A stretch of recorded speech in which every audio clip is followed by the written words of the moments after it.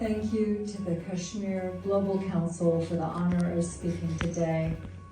I especially want to thank President Farouk Siddiqui Saab and the directors that I know, Raja Muzaffar Saab, Mujib Qazi Saab, and Shahab Karni Saab.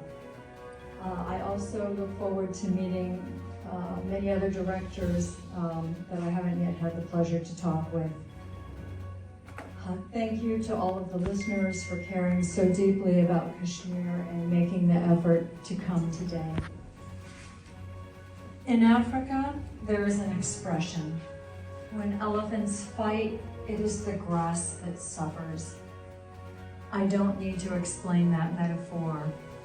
We know that the rights, dignity, and prosperity of the Kashmiri people have been trampled underfoot by two occupying powers. The oppression and abuse they have meted out have completely delegitimized their already illegitimate presence. It is time to send the elephants home. I stand here to express my solidarity with the people of Kashmir and to endorse their call for independence.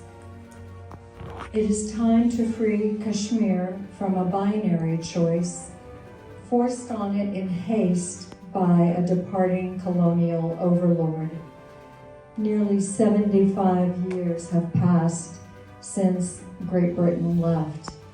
The question is no longer whether Kashmir should accede to Pakistan or to India, but rather, how can Kashmir release itself from all powers to become an independent country?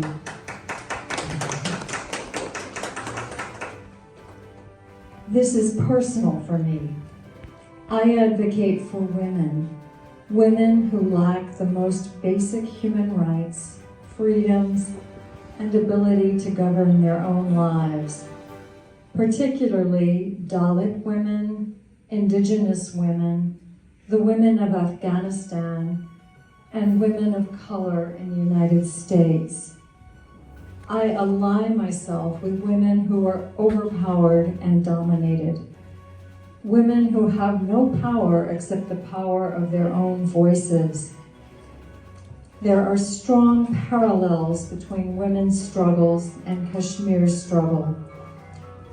I support your cause, just as so many of you have supported mine. And for that, I thank you from the bottom of my heart. As human beings, we are at our best when we say to someone else, your problem is my problem. That is how we love each other. If we want to extend that love beyond our personal circle to people we do not know, we do that by upholding justice. We insist that people we do not know be treated fairly and with dignity. That is what you do, that is what I try to do, and that is how our separate struggles become interlinked. When we lock arms, when we support each other in pursuit of justice, we are more likely to succeed.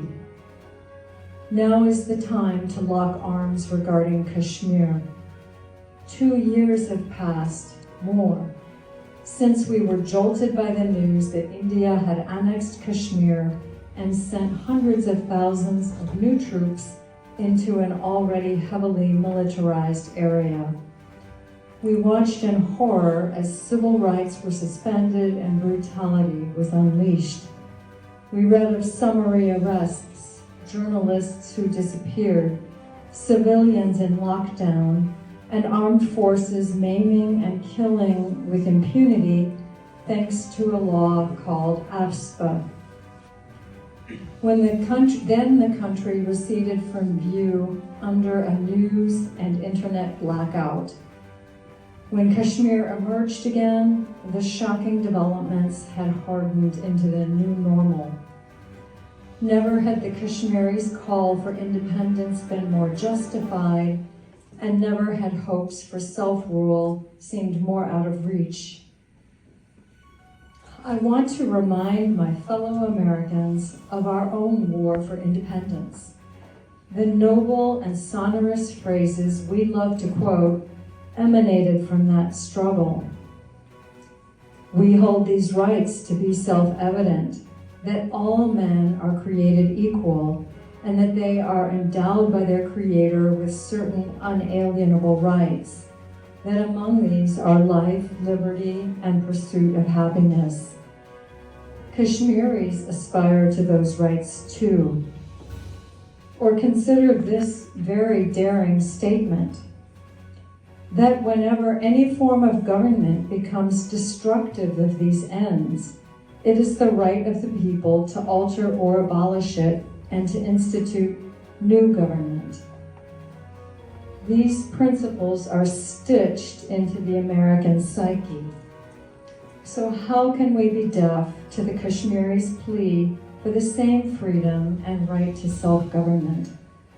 How can India, who fought the British 170 years later for the same reason that we did, not sympathize? And what about Pakistan? Pakistan was born of fear that rights and freedoms would not be protected in a new India. Consistency demands that we support the oppressed party in each of these struggles. Today, that party is Kashmir. All of you in the Kashmiri diaspora are trying your hardest to muster support for an independent Kashmir. You are struggling and sacrificing, and believe it or not, some of us are listening. Fighting injustice can be exhausting, though, even demoralizing. When I feel discouraged or tired, I look to Dr. Martin Luther King for inspiration and encouragement. If anyone had a right to feel defeated, discouraged, or just weary of it all, that man did. He never underestimated the size of his struggle. He said, "Every step toward the goal of justice requires sacrifice, suffering, and struggle, the tireless exertions and passionate concern of dedicated individuals." Yet even while viewing the situation in the harsh light of reality, Dr. King stood tall in his optimism. We must walk on in the days ahead with an audacious faith in the future, he said. We must accept finite disappointment, but never lose infinite hope. Here you are today with your tireless exertions and passionate concern. If Dr. King were here, he would find beautiful words to blow wind in your sails. You would leave this room with his wind beneath your wings. I am no Dr. King, but let me give you some encouragement. It is only because you all spoke out that I am here today. You spoke, I heard you, and you have inspired me.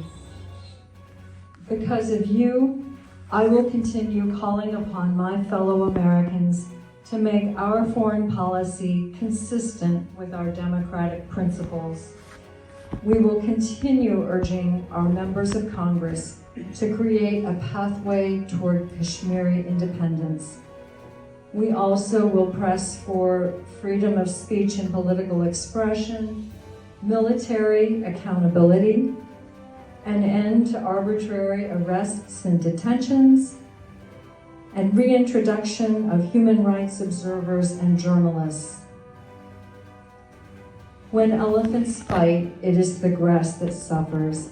Let us send the elephants home. Thank you so much.